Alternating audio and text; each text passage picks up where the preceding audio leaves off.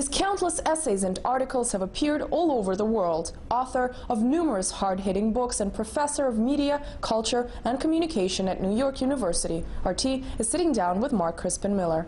Sir, thank you very much for joining us today. My pleasure. My first question to you is, I would like you to describe your assessment of the mainstream American media. How do you see it? Where do you stand? I stand as far away from it as I possibly can. It seems to me that our media system is a disgrace.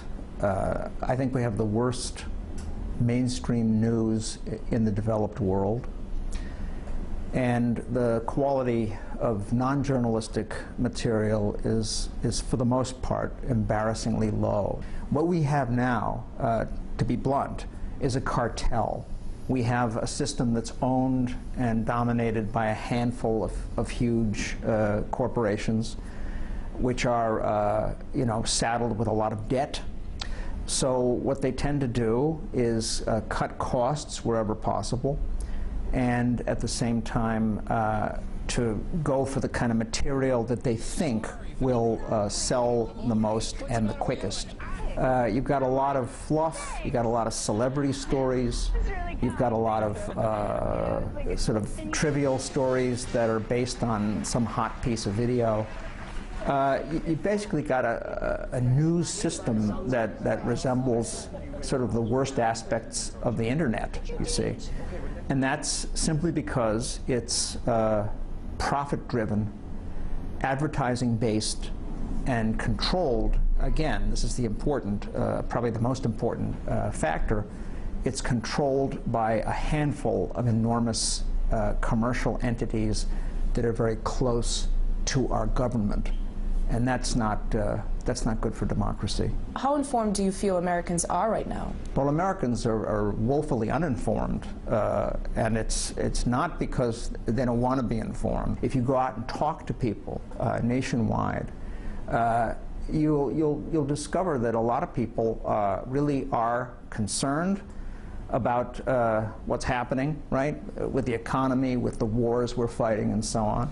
That people are a lot smarter than you would think, simply from judging the spectacle that everybody is exposed to. See, now, I have nothing against entertainment. I mean, entertainment is vital, right? People have to be amused, they have to be gripped by good narrative and so on. And there's some entertainment out there, that I watch that I absolutely love. I'm a big Lost fan, for example. I mean, there are things that I love.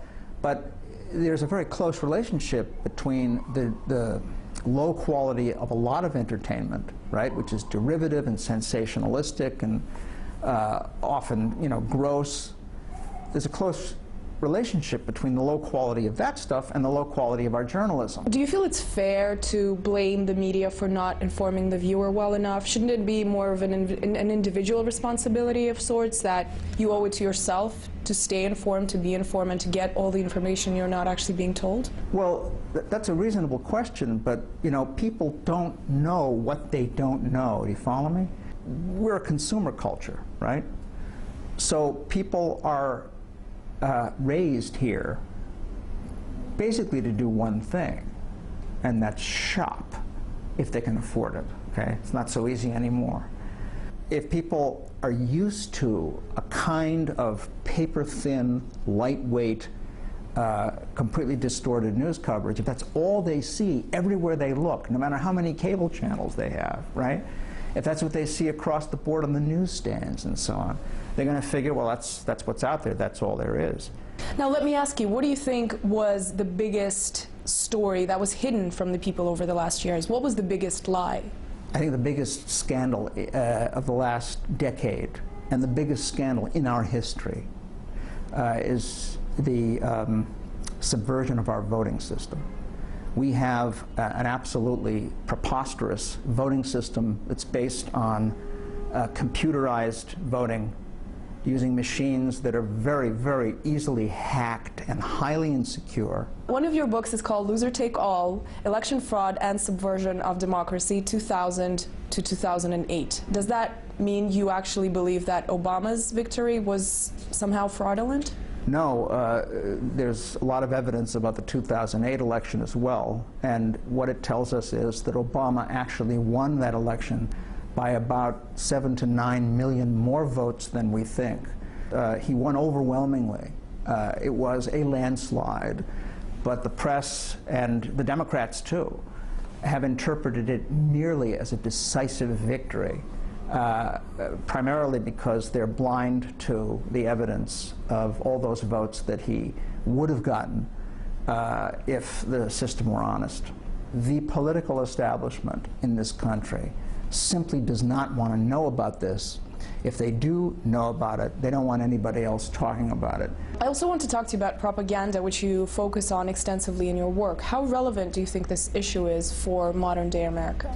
It's completely relevant. It couldn't be more relevant, because when you have a media system that has been captured by private interests, the media system becomes nothing but a conduit, a medium for propaganda. Advertising and propaganda, on the one hand, are antithetical to real journalism on the other, which is not trying to persuade people to a particular position or action. It's trying to tell you what's going on. And in a democracy, people have to have access to, accurate, unbiased information in order to make reasonable decisions. Well, that kind of thing is anathema to big advertisers, right? How would you describe the relationship between the media and the political elite in Washington, D.C.? Well, is there one? There's a very close relationship between the media and the political elite, because there's a very close relationship between the corporate elite and the political elite. I mean, where's the dividing line? I'm not exactly sure. Let me give you an example. This is a fascinating one, okay? Everybody in the world knows that John Edwards had a messy affair and that his marriage has fallen apart. Very few people know that Sarah Palin had an affair and that her marriage has fallen apart.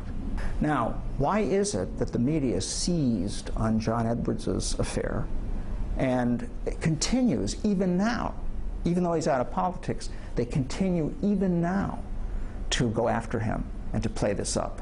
But why not Sarah Palin, who was running for president, right? And running for president as a Christian paragon of domestic morality, okay? Well, the reason is really quite simple. John Edwards made the corporate elites nervous because his economic policies were a little too populist. That, in a nutshell, explains why the media has gone after him and has left her alone, because as far as their superiors are concerned, she's a little stupid, she's kind of embarrassing, she's a bit extreme, but she's someone they could conceivably work with despite all that. So it's a very interesting double standard, isn't it? The media did seem to go after her for pretty much everything else, didn't they? No, the media did not go after her for anything substantive. The media went after her, for example, because she didn't know what the Bush Doctrine was, right? In other words, she blew a televisual moment. But I saw nothing in the mainstream media about, for example, her radical theocratic worldview. That there's footage right on the internet of some kind of witch-killing cleric from Africa actually blessing her in her church at a special ceremony. This is right online, right?